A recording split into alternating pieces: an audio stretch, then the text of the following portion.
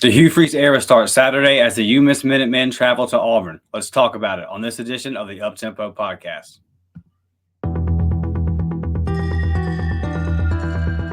You are now listening to the War Report Podcast Network.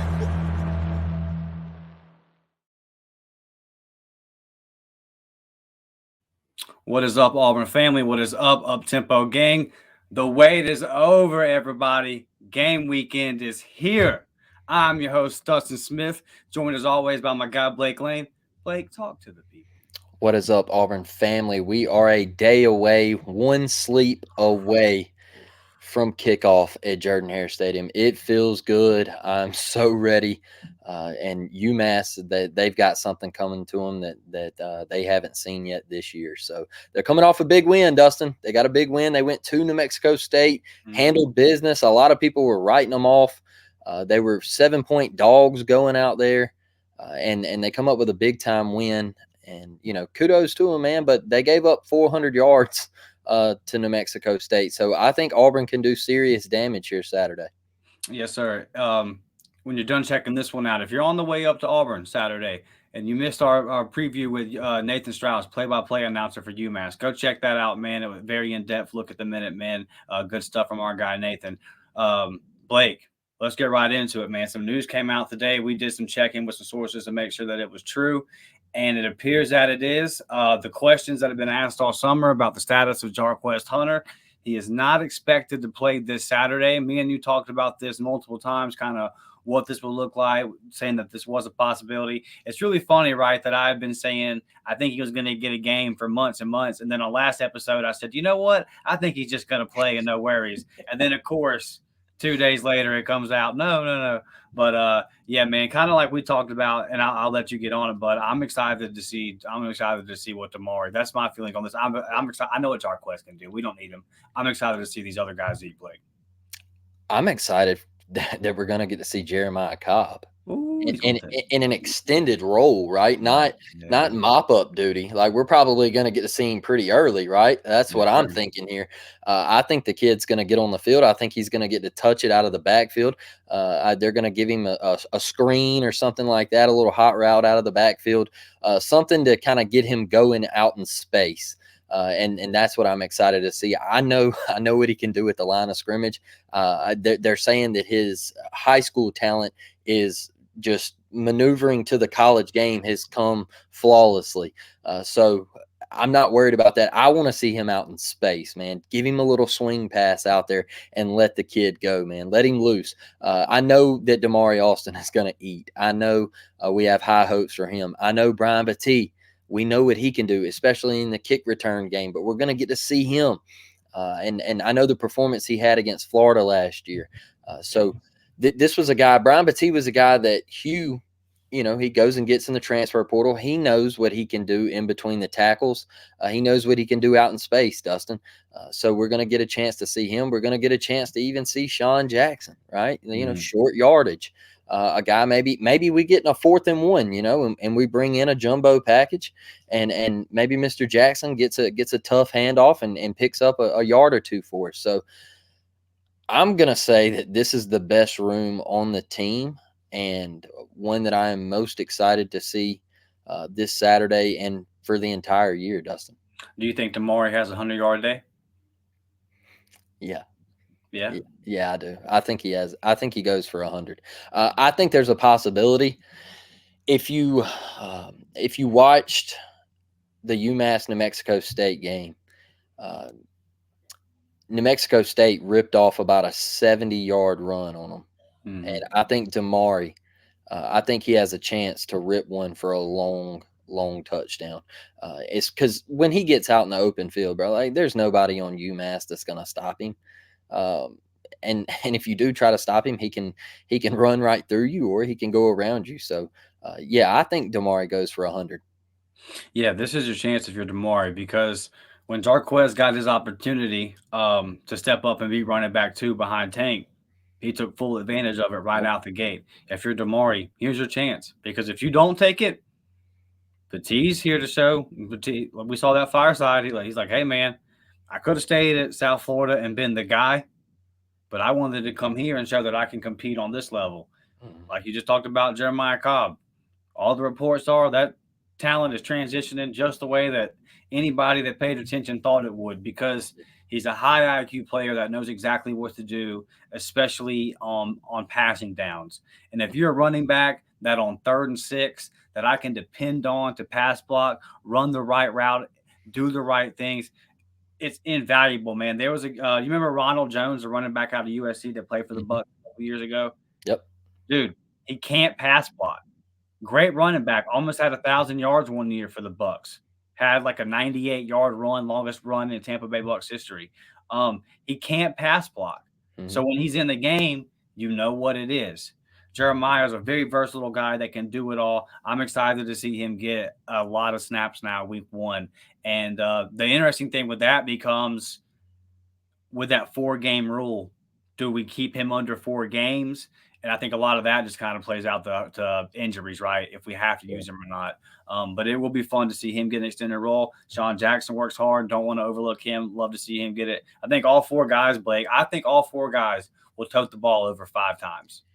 What happens if Jeremiah comes onto the scene tomorrow and has a big day, and then they go out to Cal and they use him out there and he has another big day? Mhm. It's kind of hard to look at it and I mean, did you to see my keep the tweet? red shirt. What'd you say? So Mike G tweeted out basically saying that it's like it's going to be Damari Day, right? Yeah. And I quote tweeted it. It said, "Yep." And Cobb's taking 1 or 2 guys' spots, and I meant Sean Jackson or Petit. I'm sorry. I think Jeremiah Cobb's that talented, and I think he's that talented at a position Mhm. where you can come in immediately and take somebody's spot. So it's not a knock at Petit. It's not a knock at Sean Jackson. And I think a guy, especially Petit, he can still be used in specific roles regardless.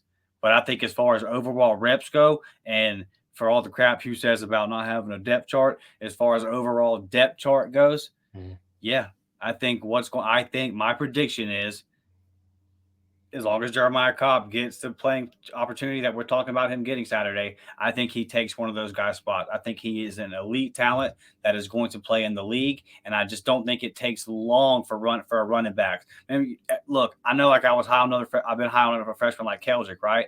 But I said it's going to take time. I've Mhm. said that A&M game might be a rough game for him, might be his first kind of wake-up call. That Georgia game, that LSU game might be rough for him. I said Keldrick turns it on at the end of the year. Running back's a different position, man. I think Jeremiah can step in immediately, obviously, versus UMass and make Mhm. something happen. Yeah, I think he's taking somebody's spot, dude. I think he's that good. I just think he's that good. Yeah, from everything that we've read and heard, man, like it's hard to say that he's not going to be on the field, Dustin. And yeah, he is that talented. Uh, Right. I got to talk to one of his high school coaches at a camp I went to a couple months ago.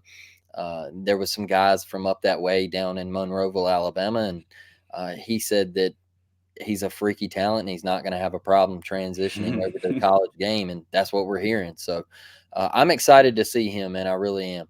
Yeah, for sure. So, Blake, what we're going to do here is one thing that you're looking for Saturday. We're going to do offensive side and defensive side, right? One thing that you just want to see, just something that you're looking for, you want to see. Maybe it's something that you want to see improved off of last year. Maybe it's a concern that you have this year. Just one thing that you're looking for. We'll start on offense here first.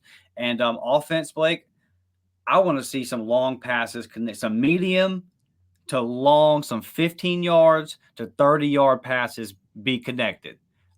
Because I know, and I want to see the attempts. Really, I want to see the attempts, and I want to see a couple connect. Because I don't. We'll give our final score prediction here at the end. I've kind of alluded to all week. I think it's going to be a slow start.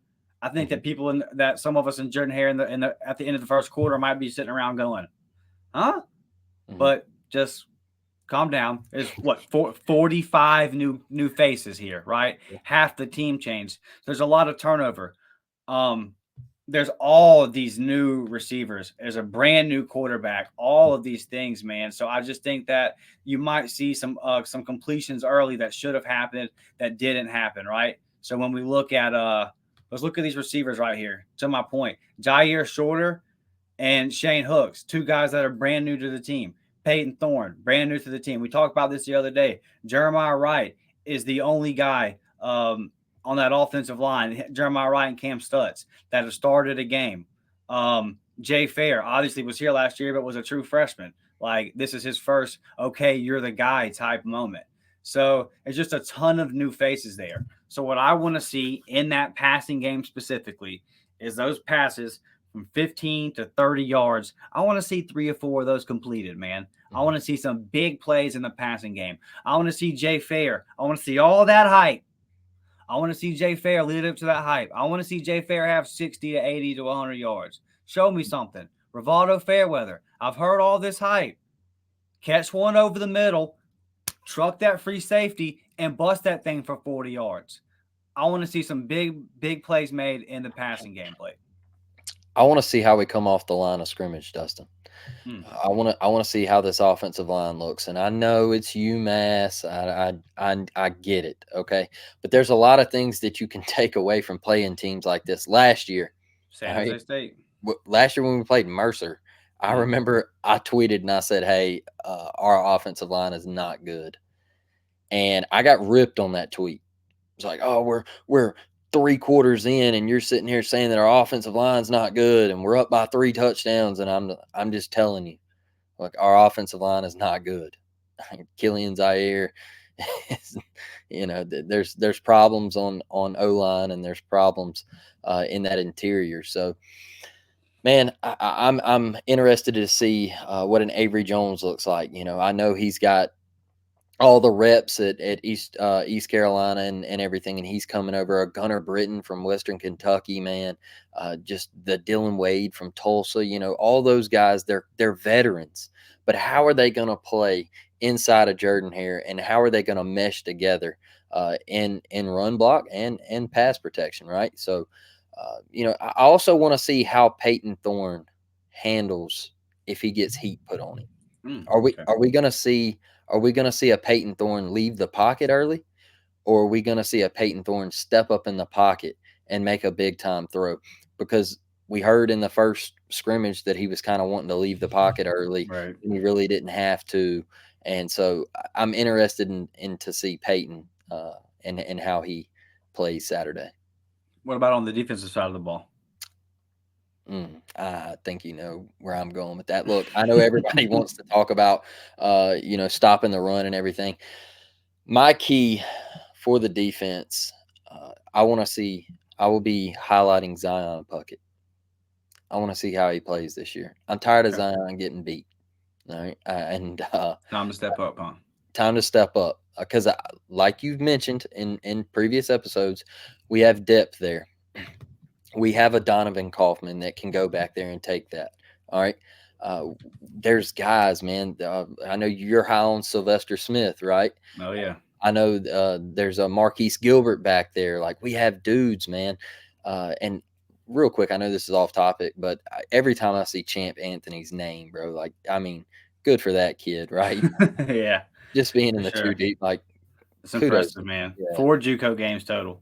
Yeah, man, good for him. But we have talent back there, and me and you were kind of talking off air. Like, could you throw a Keontae back there if Zion does the struggles continue from last year? Do you throw a Keontae back there, or do you throw a Donovan Kaufman back there? So there's pieces that you can put in that spot, man, in that safety spot. So I will be highlighting Zion Puckett.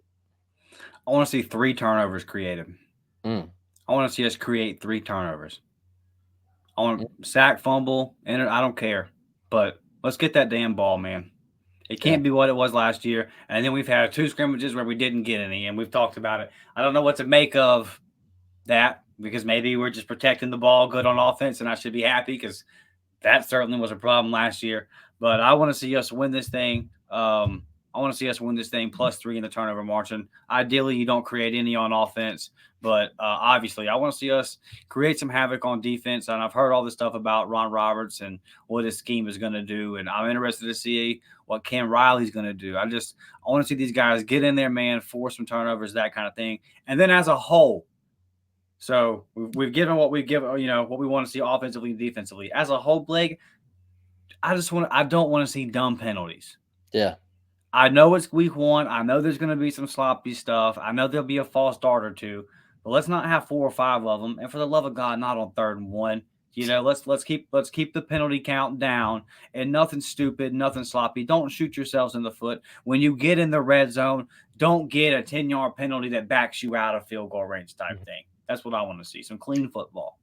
And by the way, I just wanted to throw this out there. I do think Zion Puckett has a better year. All right, Okay. I think it's time to him to step up, and I think he does that. So I'm interested to watch that DB room, the safeties, and I want to see if UMass can actually do they try to stretch the field? Do they try to throw the ball Mhm. vertically down the field on us?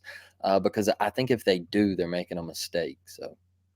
Yeah, for sure. And you're expecting an improved year for him, and I've already said I'm expecting a big year from Nehemiah. So there's just some guys right there that we need to step up and make it happen. And the time for talk is up, dude. And we got a staff now that ain't gonna play no games. That's a If fact. you ain't gonna get it done, dude, then here comes Kay and Lee, or in Puckett's case, if you're not gonna get it done, here comes Gilbert, or like you said, a guy like Sylvester Smith is making noise. You Mhm. already Colton Hood's already on that depth chart, dude. Like you said, Yeah. Champ Anthony. The staff's not scared. They'll put guys in there. So these seniors that are just their last chance. It's now or never, man. You Yep. got to make it happen. Blake, talk to the people. How can they get some good gear, man, going into the Jordan Hare Stadium this Saturday?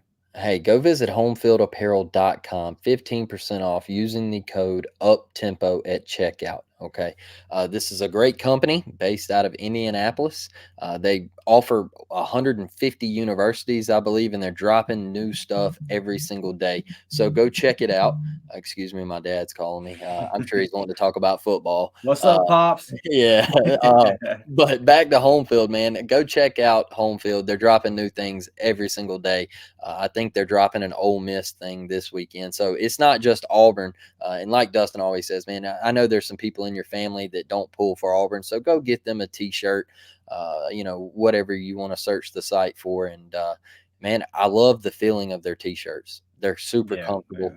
Wash them on wash 'em wash them on cold water. Do not heat them babies up yeah. because it will take the print right off of them. But homefieldapparel.com, they have been excellent to us, and we appreciate them.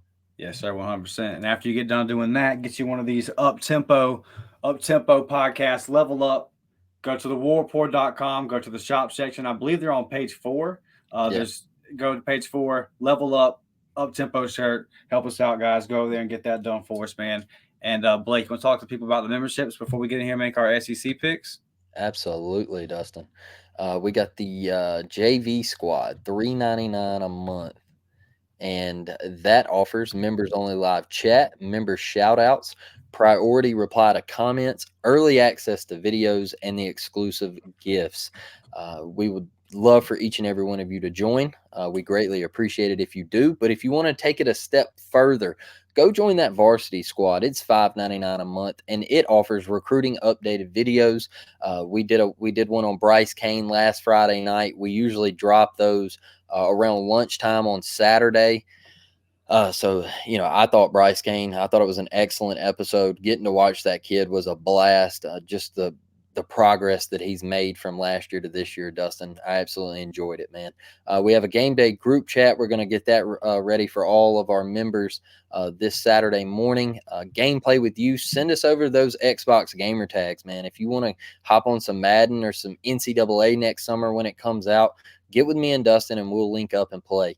And then watch the film Auburn baseball. I know it's a little ways off, but man, when this football season ends, we are going to start cracking down on Auburn baseball and watching those films. Going to be looking at bats from Ike Irish and Cooper McMurray and all those things. Chris Stanfield. Hopefully, we can get some of those guys on the podcast this year.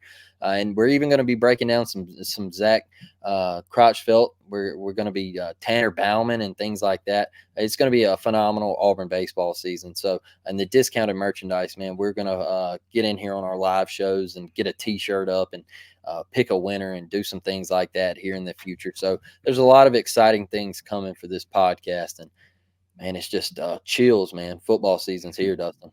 Yes, sir. Now's the time to do it, guys.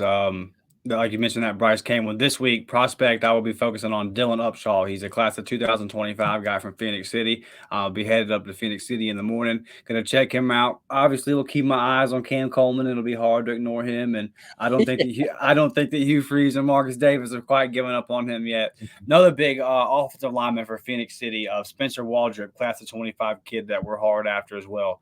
But Dylan Upshaw will be the main one that I'm trying to get clips of and focus on the way we did Bryce Kane last week. Also on the watch the film on that, got some recruiting ones coming very soon of trying to do some Malcolm Simmons and stuff like that. So if your varsity squad members, man, just stay tuned. We appreciate all you guys for getting in there and helping us out, brother. All right, Blake, let's get in here and make some SEC predictions. Look, there's a lot of cupcake games this week. So we're not going to get on here and say, Mississippi State's going to beat whoever. Alabama's going to beat Mid-Tennessee. You're right. Alabama's going to beat Mid-Tennessee. We already know all that. We're recording this on Thursday night, but we both picked, for the record, we both picked Florida. Correct? You're going with Florida? I know you were wishy-washy on this one. Yeah, like when I did the B-Will thing, I was like staying away from betting. Actually, I meant Utah. Excuse me, I had to cut you off. I meant Utah. I'm going Utes. I got Utah. Sorry. Yeah, I'm taking Utah solely because they're at home, even without Cam Rising. I just watched the first drive from Mertz, and yikes. So, yeah, give me the Utes. Yeah, by the time y'all are hearing this, that game will be over with. But yeah, we're both going Utah there. And then obviously all the cupcake games, we're going chalk. So Tennessee and Virginia. Blake, I got Tennessee. You got Tennessee. You got Tennessee big here? Big. I have them covering, actually, the minus 28. 28. Woo. Good. Man, Lord. Florida is terrible. Utah's already scored. There we go. Okay. Yeah. Like I said the other night, man, 4-8 coming down the pipe for Florida. North Carolina versus South Carolina. Blake, I got South Carolina. I got South Carolina having a good year. And I just feel like I love our boy Gene Chizik, but if he's not going to change up that defense and get with the times, kind of in the same way that Jimbo Fisher hasn't changed up that offense and got with the times yet, then he's going to continue to get burnt, man. You're leaving up too many holes in that zone. People are just finding those holes and they're eating them alive. I'm going South Carolina here. Look, I think this one's going to be a fun one, and I'm actually gonna be interested to see Spencer Rattler and how well he plays, because we saw the back end of the season, Dustin, he played phenomenal. It was like he kind of started figuring things out, and I talked with B-Will about this yesterday when we did our little episode, and at Oklahoma, man, I just feel like, I know they play cupcake defenses, but I feel like he had some cards stacked against him. And I never saw him being comfortable in that offense. And I know it sounds crazy, but he had Caleb Williams over his shoulder in his second year, right? Mm-hmm. And I was telling B-Will that he was standing at the 50 one night. I forget who they were playing, but the entire crowd was saying, "We want Caleb. We want Caleb." All right. And I feel like at that point, the kid hit rock bottom. I feel like he was just lost. He wasn't into football, so he had to transfer. All right. And the ball's on the kid to come to the Southeastern Conference. All right. You're in the Big 12, Dustin. All right, you're supposed to be putting up big numbers. You're supposed to be throwing the ball all around the yard. For some reason, it didn't work. Maybe Oklahoma's line was trash and Caleb Williams was just better at taking off and running and evading pressure and pushing the ball down the field. I don't know what it was with Spencer. But he comes to the SEC, man, and you saw the first couple games last year. Everybody was like, here we go. Here's the same Spencer Rattler. But then it started clicking. And he started figuring it out. And I was watching an interview with him, and they were like, what's the difference in a Lincoln Riley offense and then what you do at South Carolina? And he said, okay, South Carolina is more what you're going to get in professional football, right? You're going to get a West Coast style, a huddle system, and you're going to get, 12 personnel, 11 personnel, and things like that, right? And he was like, at Oklahoma, it was just throw a number in and read it off your pad, and that was it. Like, that was the play. And he was like, here, man, you get actual play calls, you get checks at the line of scrimmage. And he was like, so there was a lot for me to figure out at the beginning of the Right. year. He was like, but as the year went on, he was like, I started getting it. Things started clicking. So I'm excited to see, can he mature on that performance at the back end of last year? Because the big thing with Spencer, man, is you don't turn the ball over, right? Mm. Don't turn the ball over, and the kid can be really good. And I know a lot of people don't believe that, but he's got the talent. He wasn't the number one guy coming out of high school for no reason. Now, on the other side, you got the best quarterback in the country, in my opinion. He just ain't got no defense. And I think South Carolina's defense is a little better than North Carolina's, like you mentioned. Right. And I think it's going to be tight. I think it's going to be tight. But I think South Carolina just has a couple more playmakers than North Carolina does. Juice Wells is healthy. The Knox kid is healthy. They seem to be good to go for Saturday night. So I'm going South Carolina, Dustin, in a close one. In a close one. I got you. Yeah, I'm going Gamecocks. I just like what Shane Beamer's built. LSU is traveling to Orlando, man. A little revenge game. That game last year was wonky. One of the wilder games of the year. Missed extra points, stupid penalties, all kind of crap, man. Muff. What they muff? 2 or 3 punts. Yeah, Just it was LSU. wild. Yeah, LSU special team said, "Here you go." Wild game down there in New Orleans. It's crazy for LSU. LSU normally the voodoo in Louisiana normally works in their favor. That was a wild night for them, but. I got a big bloody man that's an LSU fan. I've heard all offseason about this game. I know that the LSU fans want this one bad. I got the Tigers. I got the Tigers big. Look, I think that FSU is going to have a good record at the end of the year, but I don't know how good of a team that means they really are. I mean, there's a lot of things that Auburn fans would do for that schedule that Florida State's got. Okay, we've never seen one like that. We've never. I mean, I don't even know how to explain it to you. So I think that FSU might be 9-3, 10-2 ish, but that doesn't necessarily mean they're a great team. I think that LSU is better in the trenches, better at the perimeters, just deeper, all that kind of stuff. Yeah, I got LSU, and I'll be honest, man. What's the spread on this one? 2.5, I believe. And yeah. I've got LSU by 10 to 14 points here. Who's the dog here? Is LSU the no, LSU's favored, right? Yeah, gotta be. Let me check just to make sure. I got the Tigers winning big, man. I just think that winning big. I mean, by 10 to 14. Yeah. So if the spread's 2.5, yeah, definitely. I got a 10 to 14 point victory here, and I think LSU's the favorite. It's 2-point spread. Yeah, I got FSU by 10 or LSU, excuse me, by 10 to 14 points here, Blake. I like that. I'm taking LSU as well. Even though the Mason Smith kid's suspended, I still think Harold Perkins leaves his mark on this football game. This is one of the most talented guys that we have gotten to see, and it's saying something in the Southeastern Conference, right? But this kid's special, man, and I think he leaves his print on this football game. And I want to see Jaden Daniels take shots down the field. I want him to step up this year and show me that he can push the ball down the field, because I know he can, because I remember watching him put Oregon to sleep one night when he was at Arizona State. So I know he can throw the ball down the field, but last year it was a struggle, and he had to make plays with his feet. And I think he was the leading rusher for LSU last year, if I'm not mistaken. But that can't happen. LSU's got to establish a running game. All right, they got to have somebody in that backfield step up and be big this year, because Jaden Daniels taking off and running is not going to be it this year. I think they're going to have more than that. So I still like LSU. And if you see me keep peeking up, it's because Graham Mertz is absolutely trash. Yeah, we all do this. But yeah, LSU, man. All right, Blake, first one of the year, dude. We get to predict the score for Auburn Saturday. Look, we kind of hinted at it this week.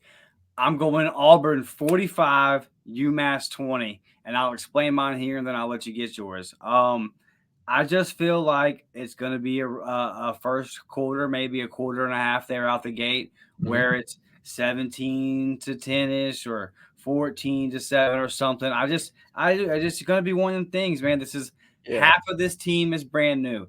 It's all brand new coaches. There's all this hype. There's all this excitement, and everyone's just expecting Auburn to come out here and smack these guys 70-0. Mm-hmm. I don't think it's going to be that way. I think that in the second half, it be kind of obviously the depth and all these things we eventually pull away. But I think it'll be, man, look, I just brought the depth chart up a minute ago. There's a bunch of new pieces, man. There's going to be some plays that are missed. There's going to be some times where maybe Shorter's wide open and Peyton either misses him or maybe a wrong route is just whatever it is. The timing's going to be off. There might be a miscommunication between all those guys on the offensive line. They're just going to, some mental mistakes might happen. UMass has already played a game. They've kind of already got those kind of things out of the way. I don't think it's not the end of the world. Auburn's going to be up eventually at this, 40-17 or something like that, and just kind of pull away. Or maybe these 20 points that I'm predicting here, maybe they come on the twos, right? But I just think that it's just nothing to worry about. I got us kind of struggling, and I don't even say struggling. I think we're leading throughout the whole. I don't think it's going to be Auburn's ever going to be. We're not going to be down 10-7 at the end of the first quarter. I'm not saying that, but just as showing up, blowing them out the water. I don't see that. I think it's going to be kind of a slow grind, and as the game goes, the boys kind of figure it out, and then you look up and you say, "Hey, okay, we put this one away." I like it. I like Auburn big. I see that. Big. All right. I like Auburn to cover. If you got them at -35, I like them to cover by 1 point. All right.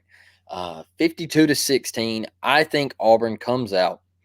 Hugh Freeze's first game at Jordan-Hare Stadium. I think this team feels this crowd. I think they get behind their head coach, and I think they have a day against a bad UMass team. Like, I still don't think they're good, man. Yeah, I watched that New Mexico State game, and I just do not think they're good.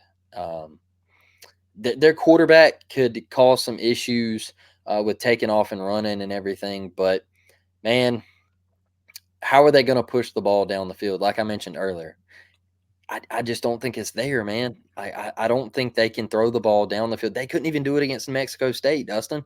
So how are you gonna open up this Auburn defense? How? Because if you're not taking shots against the secondary, right, Auburn knows that they're going to key on the run because UMass is going to try to run the football. I think their quarterback had 90 yards rushing the other day against New Mexico State. Yeah, he was right there. He averaged 5.6 a carry. Yeah, and their back had 60 or 70 or whatever. Something. Yeah, he averaged like 5.3 a carry. Right. Yeah. So I mean, they're going to try to run the football, and I'm just sitting here wondering. I'm not worried about the run defense against UMass. Like I think we dominate this football game. I think we dominate it from the first quarter to the fourth quarter, and I think UMass. I think they kick a couple field goals, might get a late touchdown on the twos or whatever, and I like Auburn to cover, Dustin. Yes, sir. Well, no surprise, we both got our Tigers going big. Listen, last year, anybody that was doing Auburn content can tell you it was tough. It was tough coming on after every game and just trying to come up with something, man. At some point, you just got to call it. It's good to have hope again. It's good to sit here and predict dubs again. But what you got, baby? Talking about how tough it is, man. I'm such a homer. I picked Auburn to beat Arkansas last year. just because I told Dustin, I was like, man, I want to be a truther, man, but I just at the end of the day, it's so hard for me to pick against Auburn. And you might hear one of those this year where I might pull one out of my tail and say, hey, look, I think Auburn wins this football game, just because I'm one of those dudes that I love the Auburn Tigers, and I want to be real, I want to be true, but I might make a crazy one every now and then, Dustin. Yes, sir. Well, look forward to seeing the Hugh Freeze era kickoff, man. Cannot wait. Look forward to seeing everybody there Saturday. If you see me at Tiger Walk, man, don't be scared to come up to me and say hello. Less than 100 subs, Blake. Less than 100 subs away from 1,000. Guys, 1,000 is a huge benchmark for us. I've said it before. So many things open up for you when you get some 1,000 subs. So please, just our last 2 live shows alone. The first one did 2.5 thousand views. Tuesday nights is at 1.6 thousand views. There's a lot of you guys that are watching that just haven't hit that sub button yet. Please just hit that sub button. It doesn't cost a thing, man. Helps us out tremendously. We're just trying to get to that 1,000. We love everybody that is retweeting, showing us all the support. All you guys in the comments who are members, love you, man. Listen, go on that warreport.com, get you one of these shirts like our boy Tanner did. I see some other you guys as well DMing me talking about you got you one. So appreciate it, man. Those things look good. Shout out to Ike for making those for us. Look forward to Saturday, Blake. We will be back Sunday, 3 o'clock with our recap, reviewing this big time Auburn dub. Y'all already know we're live every Tuesday at 7 p.m. Set your notifications for that as well. We will see you guys Sunday reviewing Auburn's big win over UMass. War damn Eagle. War damn.